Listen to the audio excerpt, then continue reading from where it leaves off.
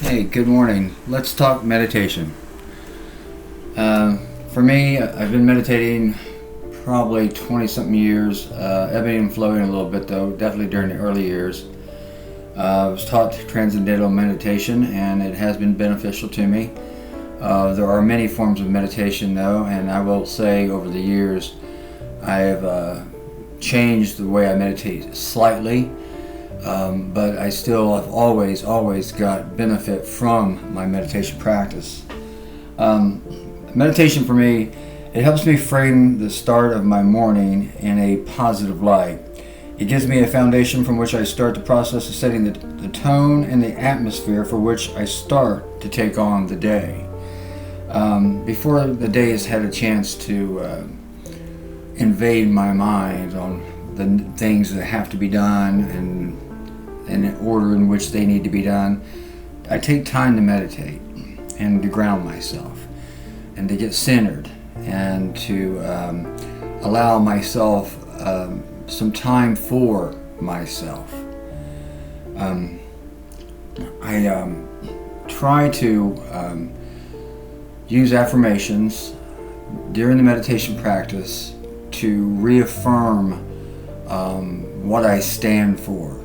What I hope or how I hope to show up today.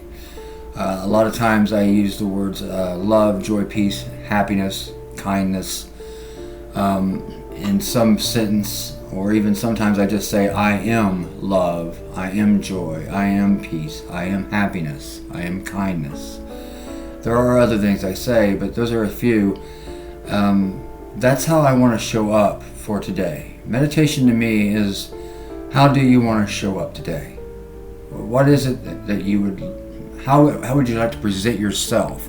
How do you want to affect the world in your own small way? What can you do to make the world a better place today? What can you do to have a good day for yourself? And meditation is trying to break the spell of identification with thought. I am not my thoughts. Even if you have a thought, doesn't even mean the thought is correct. So trying to get to a point where you're resting your attention of consciousness into the present moment.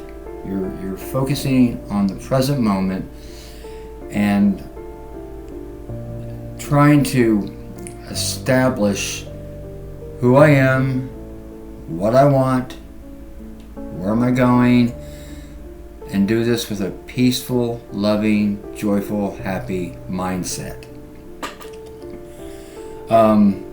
Meditation is an ability to look at what you call your ego, or what you think of as yourself, and taking a moment to release that and sort of not find it, and in that moment relieve yourself of the problem of ego's centricity.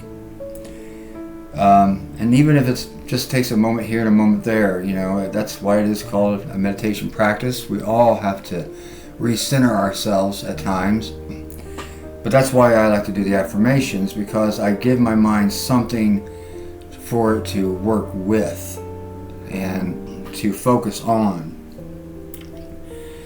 And we just realize that when you have thoughts while you're meditating, those thoughts are not you.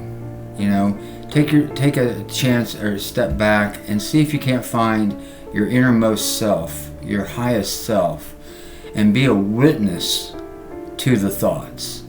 We've all heard about that, where it's like, so if I'm having this thought and that thought is not me, then who am I?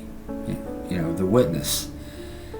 And by separating yourself from the thought and seeing yourself as more, you finally feel this, or you can feel a more of a connection with, as most people would say, God.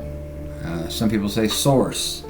I've used both terms, and to feel closer to God, to feel closer to source, to feel the connection between all of us between each of us, with such love and compassion and generosity.